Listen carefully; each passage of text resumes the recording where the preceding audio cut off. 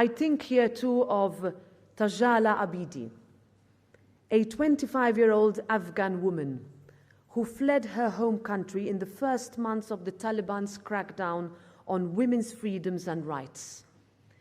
8,000 kilometers from the place she was born. Today she calls Portugal her home. On one of my more recent visits to Lisbon, I met with Tajala, but she wasn't alone. With her, she had several other women and girls who she had just helped to do the same. I am told that today 2 of these women are studying engineering at the University of Lisbon, and Tajala will soon be taking up a master's course here herself.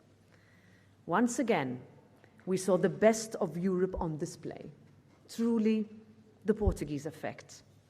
Indeed, together over the past 5 years, we have also given new generations the opportunity to travel, to study, to work, create businesses, research, and innovate in a great space of freedom. Thanks to European Union funding, we are giving young people across Europe the chance to live up to their full potential.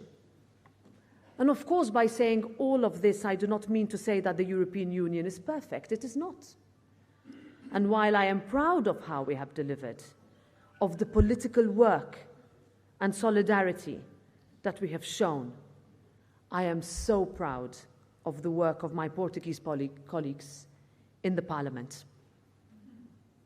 At the same time, we also need to be honest about where we could have done better, where we could have listened more and listened harder, where the frustrations of our processes have pushed people away, where we have gone too far, too fast, where perhaps we haven't gone far enough.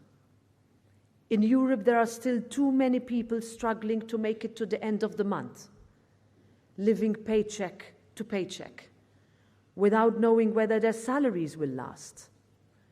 Still too many young people are worrying about their future, whether they will be able to find a job or afford rent, let alone buying their own home. Still too many businesses are struggling to innovate, suffocated under too much bureaucracy and excessive red tape. We can make it easier for people. And bringing that honesty forward is how we push back against all those who sell a false narrative and try to undermine our democratic processes. But to do that, we need you. We need people to believe. We need a heavy dose of that belief that you so strongly show here. I understand that we are living in times when it is easier to join the pessimists, when it is more popular to help destroy than it is to help build, when it is harder to navigate through the constant bombardment of social media on our senses. But our way, Europe's way, is under pressure, and we cannot take what we already have for granted. I stood for my first election 20 years ago as a wide-eyed 24-year-old girl with little chance, little support, but a lot of hope. I did it knowing the impossible odds, because simply I believe in Europe, in our power to change lives and shape the future. I believe in our way. I believe that we are better when we act together.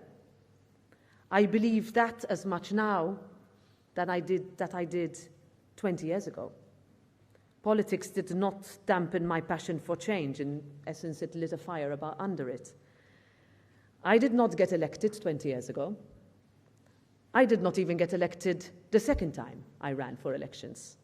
But I never gave up or gave in. And eventually, I managed to convince enough people to give me a chance. I remember my father's words to me: be patient, be tough, and believe. Words that I hold dear today as President of the European Parliament. Circumstances change, Elections come and go, but it is that wide-eyed girl who believes who stands here today, who still chooses politics as a way to enact change, and who is honored beyond words at receiving this honoris causa today. If Europe is not yet the place you want it to be, understand that it is as much your responsibility to change it as it is everybody else's. Portugal has already made history with the Treaty of Lisbon, one of the most important treaties to have shaped the European Union. Do not give in to the comfort of easy cynicism or be swayed by the hollow solutions to complex questions peddled by the political extremes. Stand up, be the change, make your voice heard. Stop waiting for someone else to do it. And on the 9th of June, my last appeal is go out to vote and be part of that historic Portuguese effect. Believe.